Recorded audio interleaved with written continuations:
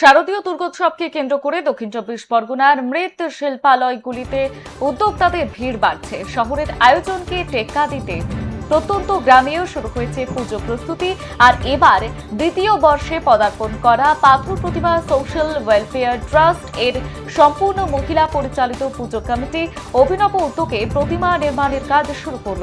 শুভ তিথি মেনে পাথর প্রতিমা ব্লকের গঞ্জের বাজারের নিত্যবালা মৃৎ শিল্পালয়ে মৃৎশিল্পী অনুকূল বারিক এবং পীযূষ বারিকের তত্ত্বাবধানে দুর্গা প্রতিমায় মাটি দেবার আচার সম্পন্ন হয়। শতাধিক মহিলা শঙ্খধ্বনি এবং উলুধ্বনি ও বরণের মাধ্যমে এই অনুষ্ঠানে অংশ নেন। উদ্যোক্তাদের দাবি, নারী শক্তির এই প্রয়াস ব্লকের অন্যতম সেরা আকর্ষণ হিসেবে প্রমাণিত হবে এবং সামাজিক অংশগ্রহণের জন্য অনন্য দৃষ্টান্ত স্থাপন করবে।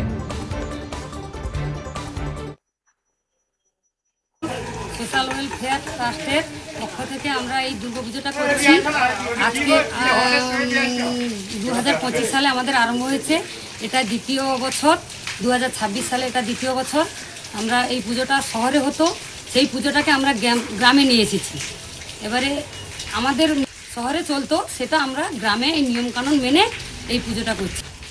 আমরা দেখাতে চাই শহরে যেটা হয় সেটা আমরা গ্রামে দেখাতে চাইছি যে আমরা পাথর প্রতিমা দক্ষিণ সিংহল সোশ্যাল ওয়েলফেয়ার ট্রাস্টের পক্ষ থেকে আমরা শ্রী শ্রী দুর্গাপূজা সার্বজনীন দুর্গাপূজা উৎসবে এসেছি।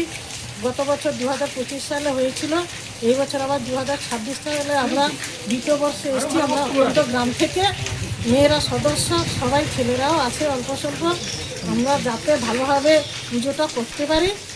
এই যে গ্রামে আজকে দিনের পূজা, এটা সাধারণত শহরে হয়ে থাকে, কেন হলো এটা, কেন করছেন আমরা একটা উদ্যোগ নিয়েছি মেয়েদের একটা ভালো। ভাই, যেটা দেখা গেল গ্রামের প্রত্যন্ত এলাকায় ঠাকুরের মাটি দেওয়ার জন্য আপনারা যেটা দেখা গেল সাধারণত হয় এটা।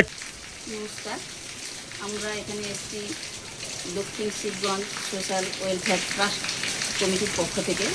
আমরা গত বছর থেকে দুর্গাপূজা উদ্বোধন করেছি, 2025 এবছর দ্বিতীয় বছর হচ্ছে।